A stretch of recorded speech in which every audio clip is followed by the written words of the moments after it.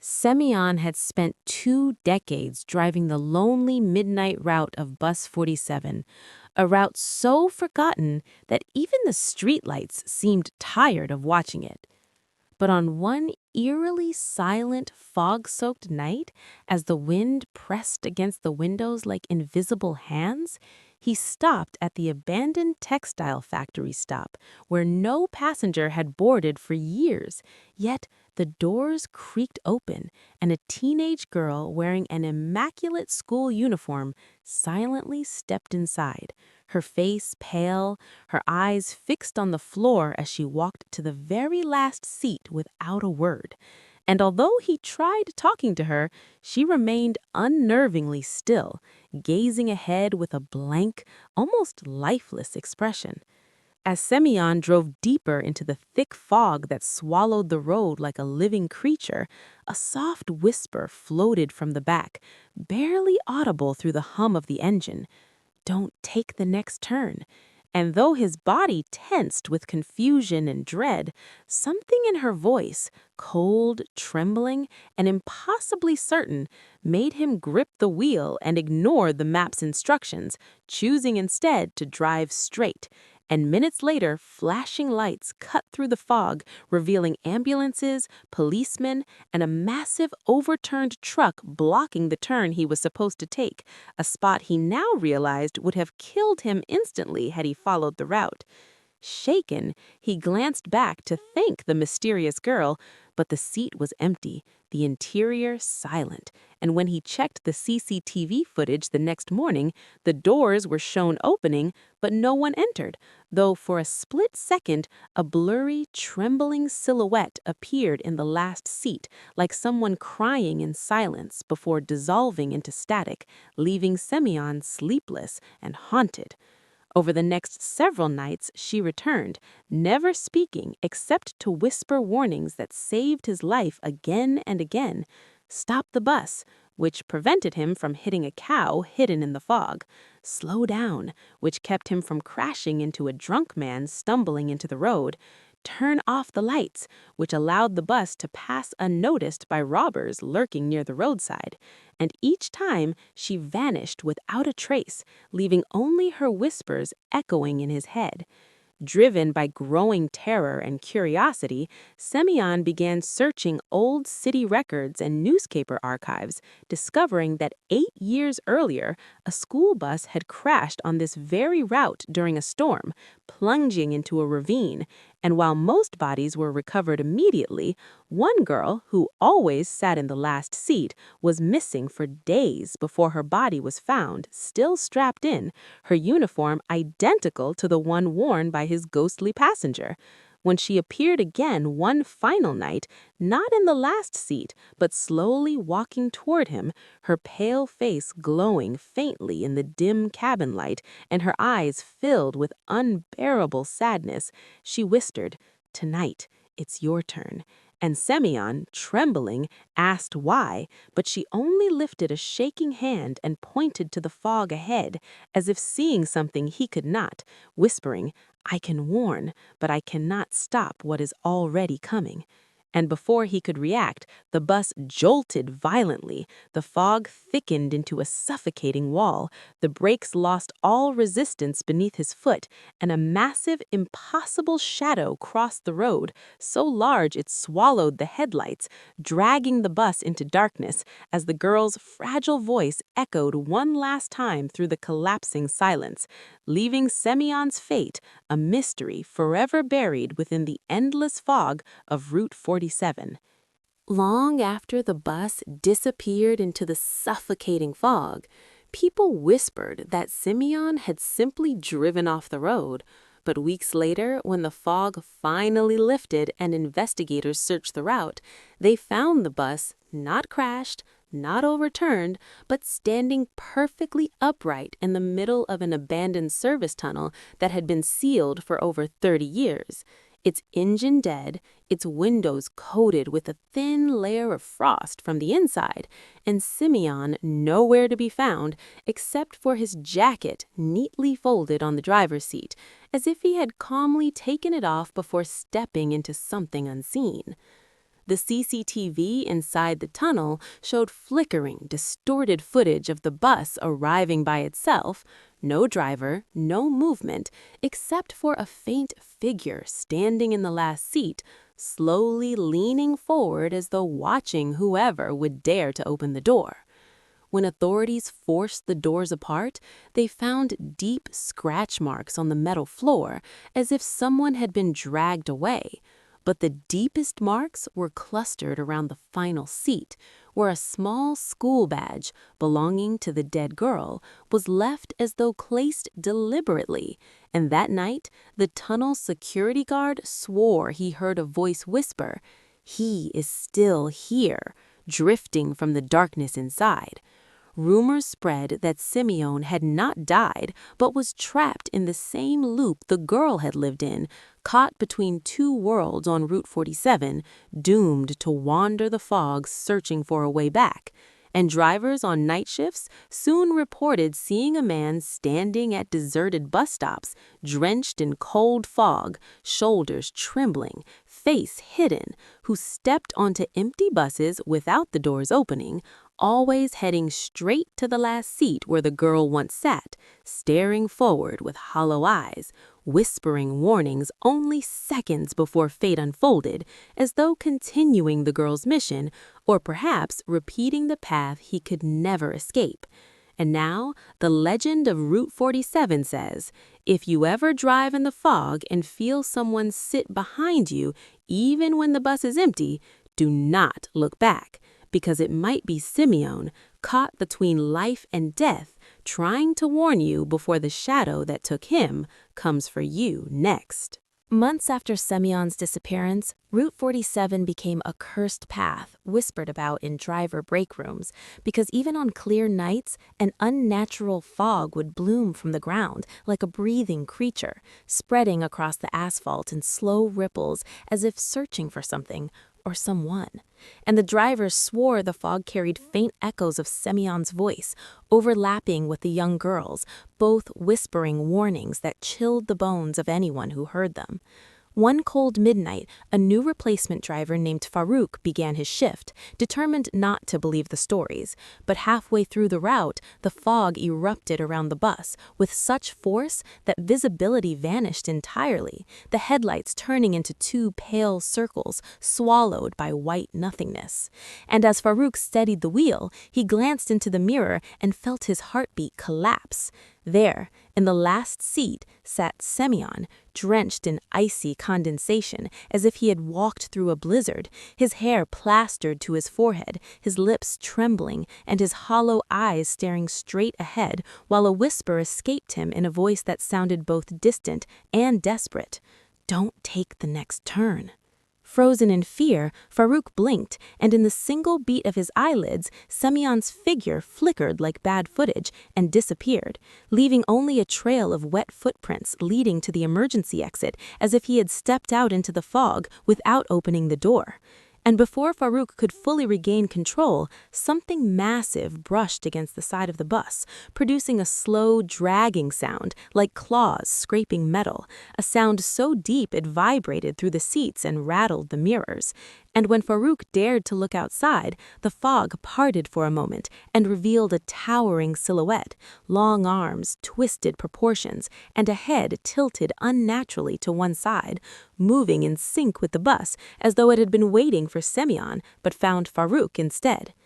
After that night, every driver reported seeing different pieces of the same nightmare: glowing eyes suspended in fog, handprints appearing on the windows from the outside, deep groaning noises like something enormous shifting beneath the road, and sometimes a dark figure standing in the distance that vanished when the headlights blinked.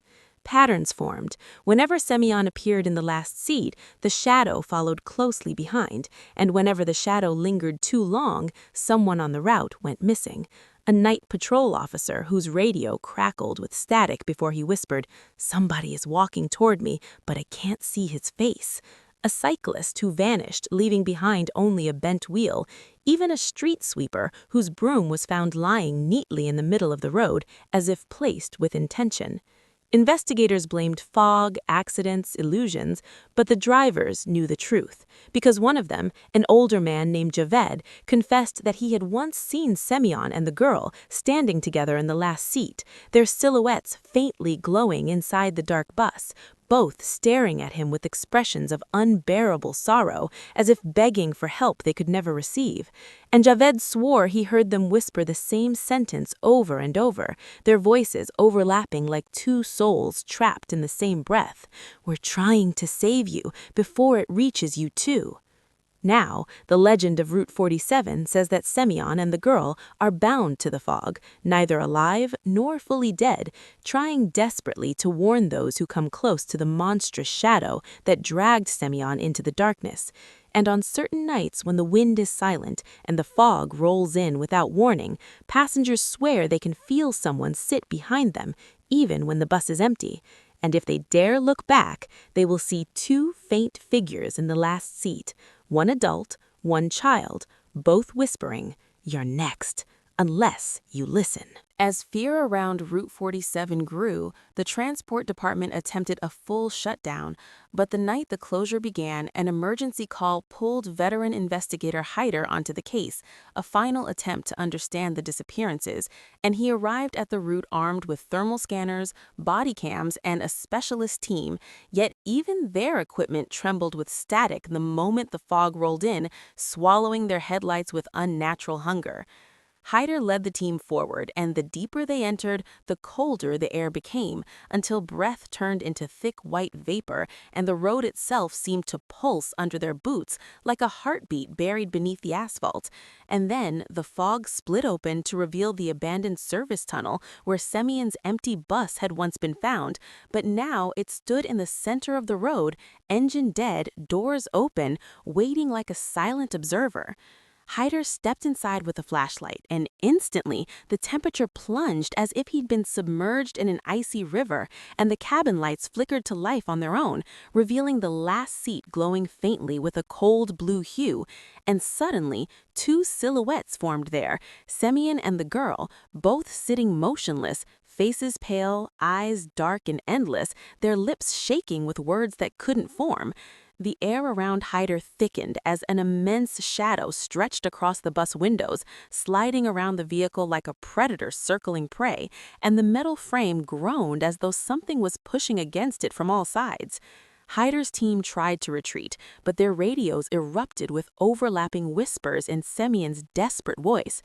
"Don't run, it follows movement," and the girl's trembling plea, "Stay still, please."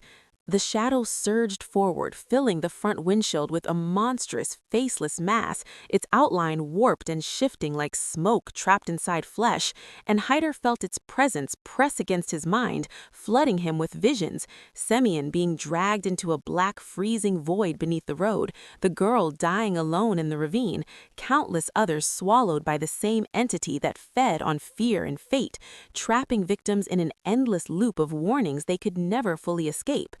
Mustering courage, Hyder whispered, "What do you want?" And the shadow froze for a moment before a deep, inhuman voice answered from everywhere and nowhere, "The ones who hear belong to me." Suddenly, Semyon stood up from the last seat, his ghostly form cracking like broken ice, and he placed a trembling hand on Hyder's shoulder, whispering, "You must leave and seal the route forever, or it will take them all." The girl stepped forward too, her voice barely a breath. "We can hold it, only for a moment." And before Hyder could react, both spirits charged into the shadow, colliding with it in a burst of blinding pale light that shook the entire bus as though the world itself was cracking, and Hyder felt a violent force fling him backward out the doors and onto the asphalt. When he looked up, the fog was swirling into a massive vortex above the bus, the shadow thrashing inside it like a trapped storm, and Semyon and the girl's faint silhouettes struggled to hold it back, their forms flickering rapidly, weakening, fading, until with one final echoing roar, the shadow imploded, the vortex collapsed, and the fog evaporated into the night sky, leaving the road silent, the bus empty, and Semyon and the girl gone as if they had never existed. Hyder staggered to his feet, shaken but alive, and he sealed the route forever. Yet even today, the workers say that when the wind stops and the night turns unnaturally cold, you can hear two distant voices drifting from the locked tunnel, one weary, one young, whispering the same warning Hyder will never forget. "We bought you time, but it's not over." Even after Route 47 was sealed, Hyder could never shake the feeling that something had followed him out of the fog that night, because the air around his home sometimes grew unnaturally cold without warning, and in the dead of night, he often heard faint tapping on his windows, slow, deliberate, rhythmic, as though someone was knocking from the wrong side of the glass. Weeks passed, and the transport department assigned Hyder to review all remaining evidence from the Route 47 incidents. But when he opened the dusty box of CCTV footage, every tape inside, no matter the date, began with the same frozen image of Semyon sitting in the last seat, staring straight into the camera with empty eyes, and behind him, barely visible, the girl's shadow leaned forward as if whispering a warning he still couldn't hear. Late one evening, while Hyder reviewed the tapes alone in the office basement, every screen suddenly flickered and went black, and a chilling wind swept through the sealed room even though there were no windows, followed by the soft, trembling voice of the girl echoing from all sides. "It's awake again." The monitors snapped back to life, but instead of the old footage, they now displayed a live feed of the supposedly sealed Route 47 tunnel, with the metal barrier bent outward as if something enormous had pushed from the inside, and thick fog drifting out like white smoke escaping a wounded beast. Hyder rushed to the site with a small emergency team, and upon arrival, they found deep claw-like grooves carved across the barrier, leading into the darkness of the tunnel. And as they stepped inside, their flashlights flickered uncontrollably, revealing words scratched into the walls in long, frantic strokes. "Don't hear it, or you will follow." Deeper inside, they found a fresh trail of wet footprints, child-sized, leading to the abandoned bus that stood once again at the center of the tunnel, its doors half open as if inviting them in. And when Hyder approached it, a soft whisper drifted from inside. "We held it, but not for long." He stepped onto the bus and immediately felt an icy weight press down on him, the interior trembling with a low humming sound that grew louder until it resembled 1,000 distant voices crying at once. And then the seats began to frost over, the windows darkened, and in the mirror at the front of the bus, he saw the faint shapes of Semyon and the girl, both flickering weakly, their forms thinner, almost transparent, standing behind him, reaching out desperately as if fighting to stay in the world of the living. Semyon's voice cracked as he spoke. "It broke free. It feeds on those who listen. We can't hold it anymore." The girl's trembling whisper followed. "It wants someone new, someone alive." And before Hyder could turn, the tunnel behind him shook violently, the fog surged like an incoming tide, and the massive shadow he thought had been destroyed reformed from the darkness itself, now larger, louder, angrier, its presence crushing the air as it stretched toward the bus, its faceless head tilting with a grotesque curiosity toward Hyder. The spirits pushed against it with everything they had, their ghostly forms cracking like fragile glass under pressure, and Hyder understood in that moment that the warnings were never enough. The shadow was not merely a creature, but a living curse tied to the route, a predator of fate that could never be sealed, only delayed. As the shadow lunged toward him, Semyon shouted with the last strength in his fading voice, "Run before it marks you!" And the girl's final whisper followed like a dying breeze, "Don't let it choose you." Hyder sprang from the bus just as the shadow slammed into it, imploding the windows and filling the tunnel with a deafening roar, and he ran blindly through the fog until he burst out into the open night, gasping for breath. But when he looked back, the tunnel was silent again, the fog gone, the barrier seemingly untouched, as if everything had been swallowed into the dark. Yet Hyder knew the truth, because when he reached his car and looked into the rearview mirror, a single wet footprint appeared on the back seat, small, delicate, unmistakably hers, followed by a whisper so faint it was almost a breath. "We tried," reminding him that the shadow had not been defeated, only freed.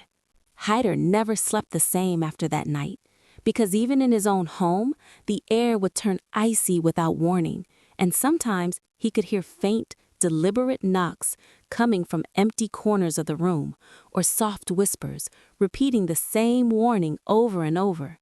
It's coming. It sees you.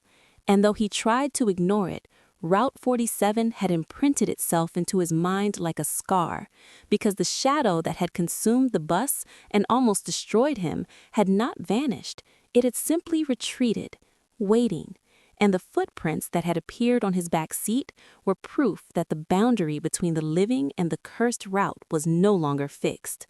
Months passed, and the city reported more missing persons, drivers, late-night travelers, even a taxi crew on a route that intersected with 47, and witnesses all described the same chilling details.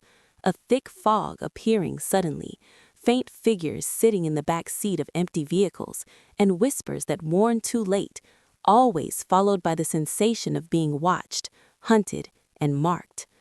One stormy night, Hyder returned to the tunnel alone, drawn by a compulsion he couldn't resist, and as he entered, the silence was broken only by the echo of water dripping onto metal.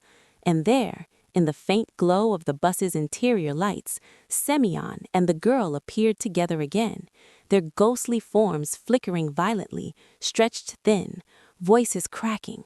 "We failed. It has learned." And behind them, the shadow reformed, larger than ever, stretching upward like a living void, its edges shifting, pulsing, and reaching into the tunnel like grasping fingers that could bend reality itself.